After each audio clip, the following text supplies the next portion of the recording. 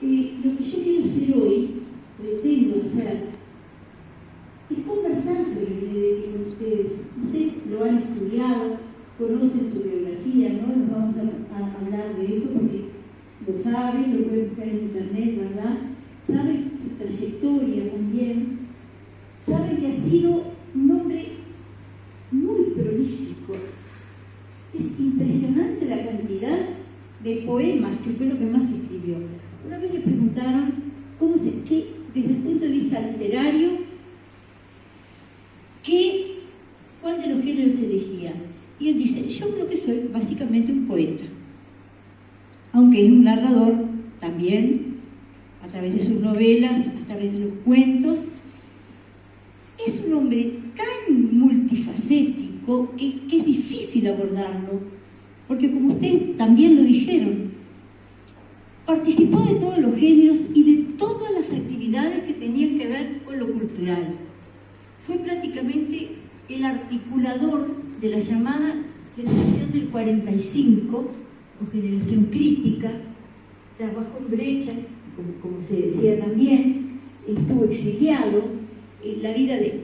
Fue un hombre comprometido siempre con su tiempo y con los demás seres humanos, porque lo básico es el ser humano. Y si hay algo que caracteriza a Benedetti, que es un autor popular, porque hay maravillosos autores también en el Uruguay que son más herméticos, como Onetti, que es un genio, ¿no? Como otros posteriores a Onetti, ¿no? Si empezamos a nombrar a todos son los que se han destacado en el mundo de la lengua castellana, son muchos. El que ha vendido más libros creo que es Benedetti, lejos. Y Galeano también, ¿no? Pero cada uno tiene su encanto, ¿no? Su carisma. Benedetti, a quien Hortensia Campanella, que es la directora del Centro Cultural España, ahora publicó un libro y dice, Benedetti, poeta discretísimo. Ese es el título del libro, poeta discretísimo. ¿Qué quiere decir eso? ¿Es ambiguo eso? ¿Discreto quiere decir algo más o menos? No, en este caso. Discreto quiere decir discreto en el buen sentido de la palabra, lo opuesto a ese héroe que se exhibe, que se promueve, que aparece. Nada, modesto podríamos decir, modesto en su forma de vivir, en su forma de actuar. Un hombre que, como decían, vivió 60 años con su esposa y era tan poco proclive a la exhibición pública, lo que no significa que fuera tampoco un ermitaño si se encerrara, al contrario, un hombre tan comprometido, claro que aparecía, ¿no? Pero en una obra tan vasta como la de Benedetti, por supuesto que nosotros vamos a ver que fue también, como le llamaron a Morosoli. A Morosoli lo llamaron cronista de su tiempo, cronista de un tipo de hábitat, ¿no? De los suburbios, del campo, pero un cronista. Pero el lenguaje de Morosoli era tan poético que nos impresiona hoy en día. Y el de Benedetti sí, también, pero de una manera diferente. La poesía, lo poético, los elementos poéticos que aparecen en los poemas de Benedetti, o quizá en la prosa también, no son los mismos que los que pueden aparecer en Morosoli o en Spínola, que es nuestro genio, también de las letras, o en otro. Es diferente. Benedetti es un autor muy inteligente, muy culto, muy estudioso. Ustedes nombraron la cantidad de trabajo que tuvo también, ¿no? Muy capaz de empatizar con el otro y de saber cómo es. Y cuando hablo del otro, es ese compañero que va en Si te quiero, ¿verdad? Codo a codo, ¿no? Somos mucho más que dos. Pero es también cualquier ser humano que está ahí, que existe. Entonces, vamos a ver nosotros que lo que escribió, por ejemplo, en la década del 50 tenía que ver con un Montevideo gris, o por lo menos él lo sentía gris, y creo que todos los de la generación del 45 lo sentían gris, chato, miserias cotidianas, alguna pequeña gloria, una módica gloria, como él mismo dijo, ¿no?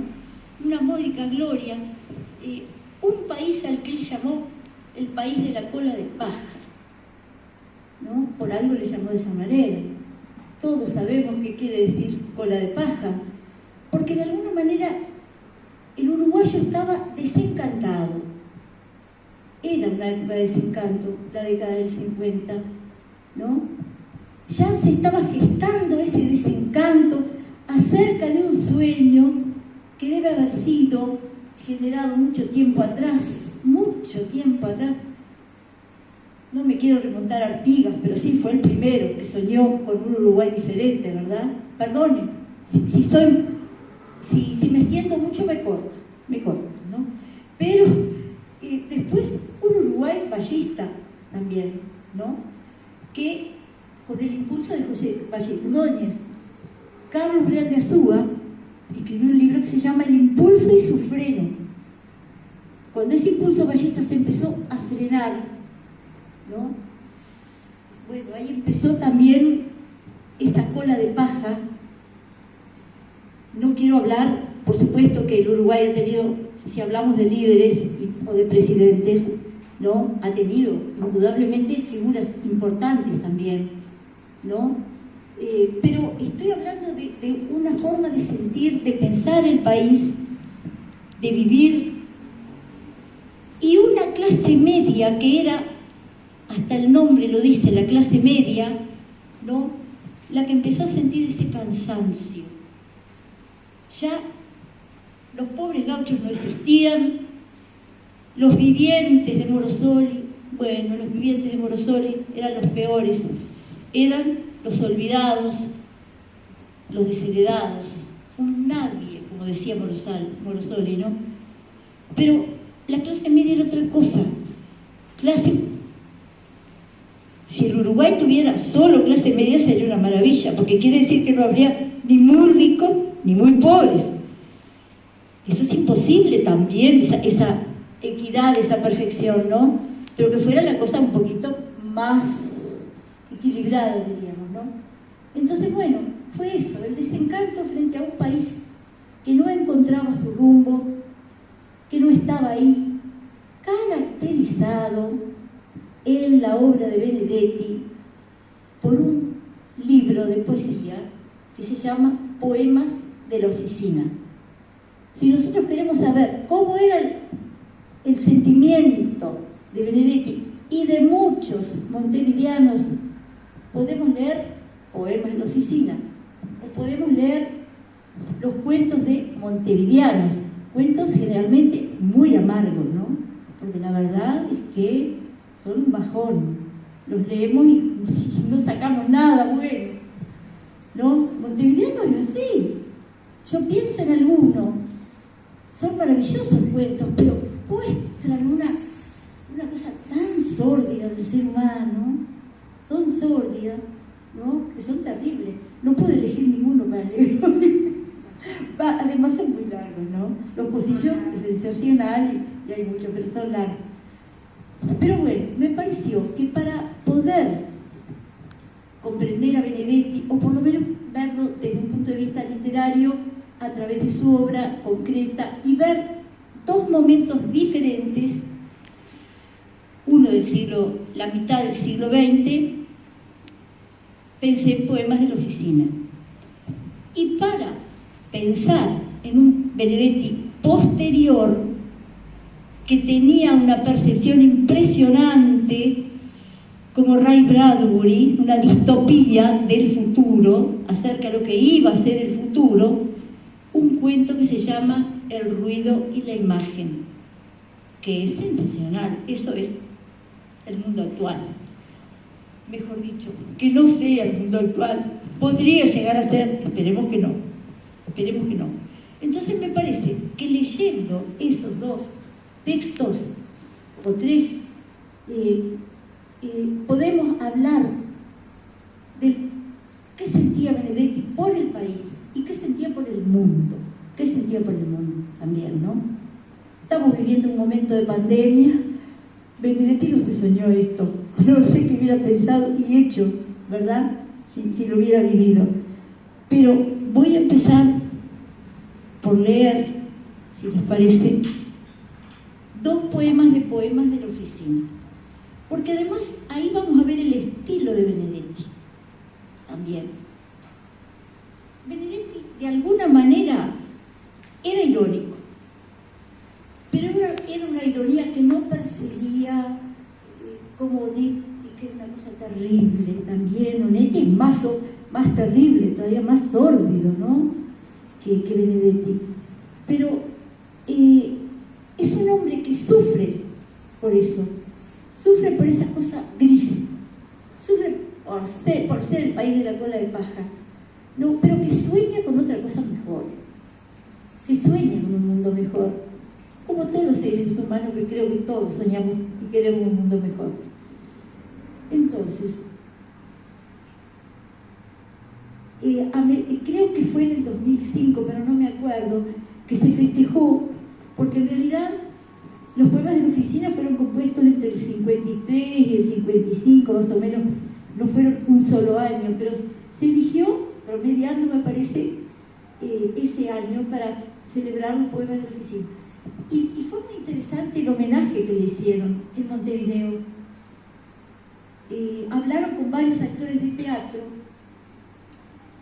y les pidieron que fueran a las oficinas públicas a leer un poema.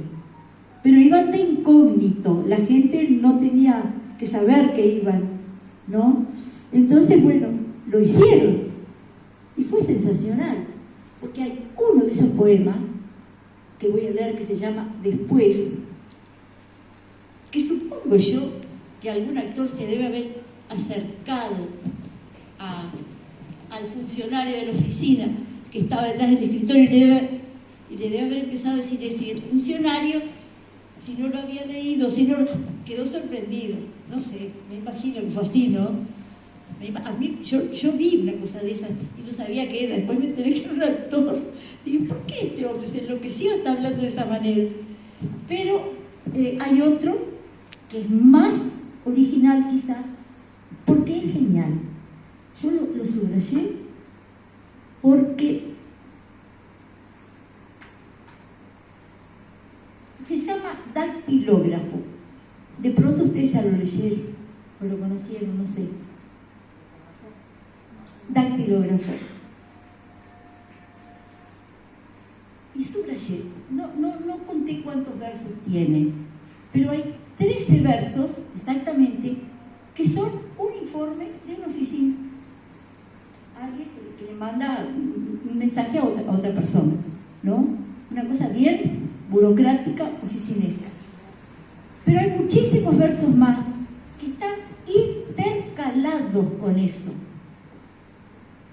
Están intercalados. Entonces podemos hacer una cosa. Yo voy a leer el poema así, con todos juntos, pero voy a cambiar la voz donde se intercala otra cosa. Y después podemos leer solamente los 13 versos para ver que sí, que son un informe, y leer lo otro después. Se llama Dactilógrafo. Para ustedes, para todos, pero ustedes más que yo, que están acostumbrados a otra cosa que no es la máquina de escribir, ¿verdad? Dactilógrafo es casi, no sé, de museo, ¿no? Es algo de museo. Pero era así, ¿no? Era así. Ya tenemos una máquina de escribir en el museo, ¿sí? ¿La tienen en el museo? Porque ya están para museo. Están para... Son tocadiscos creativos y una máquina de escribir. Claro, para que sepan lo que es eso. Claro, es para que sepan lo que es, exactamente. Bueno, pero acá existía la máquina de escribir. Entonces, este poema que está contado en primera persona, es decir, el yo lírico es el que habla, ¿no? Empieza así. Montevideo, 15 de noviembre de 1955. Montevideo era verde en mi infancia, absolutamente verde, y con tranvías, muy señor nuestro, por la presente. Yo tuve un libro del que podía leer 25 centímetros por noche, y después del libro la noche se espesaba, y yo quería pensar en cómo sería eso de no ser, de caer como piedra en un pozo. Comunicamos a usted que en esta fecha hemos efectuado por su cuenta. ¿Quién era? Así, mi madre se acercaba y prendía la luz, y no te asustes, y después la apagaba antes que me durmiera. El pago de 312 pesos a la firma Menéndez y Solari. Y solo veía sombras como caballos y elefantes y monstruos casi hombres. Y sin embargo aquello era mejor que pensarme sin la savia del miedo desaparecido como se acostumbra. En un todo de acuerdo con sus órdenes de fecha cierta y del corriente. Era tan diferente, era verde, absolutamente verde con tranvías. Y qué optimismo tener la ventanilla, sentirse dueño de la calle que baja, jugar con los números de las puertas cerradas y apostar consigo mismo en términos severos. Rogámosle acusar recibo lo antes posible. Si terminaba en 4, o 13, o 17, era que iba a reír, o a perder, o a morirme.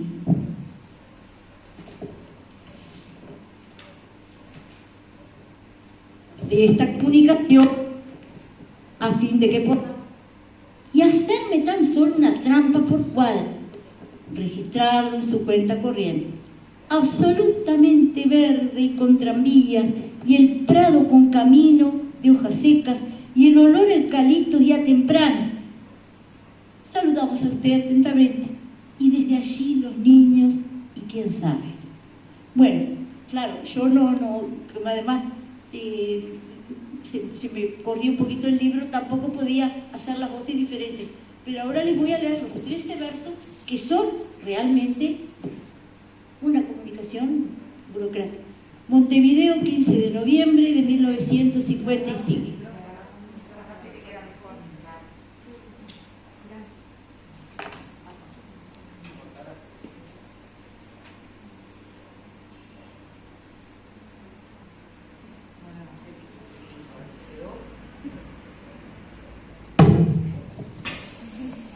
Me dolió a mí. Montevideo, 15 de noviembre de 1955. Muy señor nuestro, por la presente comunicamos a usted que en esa fecha hemos efectuado por su cuenta el pago de 312 pesos a la firma Menéndez y Solari, en un todo de acuerdo con sus órdenes de fecha 7 del corriente. Rogámosle acusar recibo lo antes posible de esta comunicación, a fin de que podamos registrarlo en su cuenta corriente. Saludamos a usted atentamente. Esa es la comunicación. Ahora leo lo otro, lo que no es la comunicación. Montevideo era verde en mi infancia, absolutamente verde y con tranvías. Yo tuve un libro del que podía leer 25 centímetros por noche, y después del libro la noche se espesaba, y yo quería pensar en cómo sería eso de no ser, de caer como piedra en un pozo. ¿Quién era? Así. Mi madre se acercaba y prendía la luz, y no te asustes, y después la apagaba antes que me durmiera. Y solo veía sombras como caballo, y elefantes y monstruos casi hombres, y sin embargo aquello era mejor que pensarme sin la savia del miedo desaparecido como se acostumbra. Era tan diferente, era verde, absolutamente verde y con tranvías, y qué optimismo tener la ventanilla, sentirse dueño de la calle que baja, jugar con los números de las puertas cerradas y apostar consigo mismo en términos severos. Si terminaba en 4, o 13, o 17, era que iba a morir, era que iba a reír, o a perder, o a morir. Y hacerme tan solo una trampa por cuadra. Claro, si él se hacía la trampa de que era 4, se reía. Absolutamente verde y contramíos, y el prado con caminos de hojas secas, y el olor a eucalipto ya temprano, y desde allí los años, y quién sabe. Ahora, ¿por qué hace un poema así? ¿Qué es lo que quiere sugerir Benedetti con esto? ¿Qué les parece? El contraste de una realidad con otra. Exacto, el contraste de la realidad con otra. Y con respecto al trabajador, al oficinista. Lo que sueña. Lo que sueña. Puede ser así. Pero sueña, ¿en qué momento? Mientras trabaja. Mientras trabaja. Es gracioso, ¿no? Va. Podemos pensar, no, que sí. Es eso, claro. Está harto de estar ahí. Está harto de estar encerrado. Está harto de esa rutina gris de la que no sale. Y Benedetti vivió, lo vivió en carne propia, sí, sabe lo que es, ¿no? Entonces sueña, pero se acuerda y sigue escribiendo. Y bueno, después se dice que la burocracia es lenta, ¿no? Es cierto. Y bueno, Quino, que murió ahora, hace poquito, Quino. ¿Ustedes leyeron Mafalda? ¿Son de la generación de Mafalda? ¿Leyeron? Bueno, Mafalda era genial, un personaje genial. Pero había una tortuga que andaba muy lenta de Mafalda que se llamaba Burocracia. Y hay un cuento de Benedetti en Montevideanos que se llama, es magistral, pero largo, El presupuesto. Otra que tortuga, otra que burocracia. Genial ese cuento, porque al final nunca sale nada, y parece que es de Kafka, es kafkiano, ¿no? No pasa nada, nunca se hace ese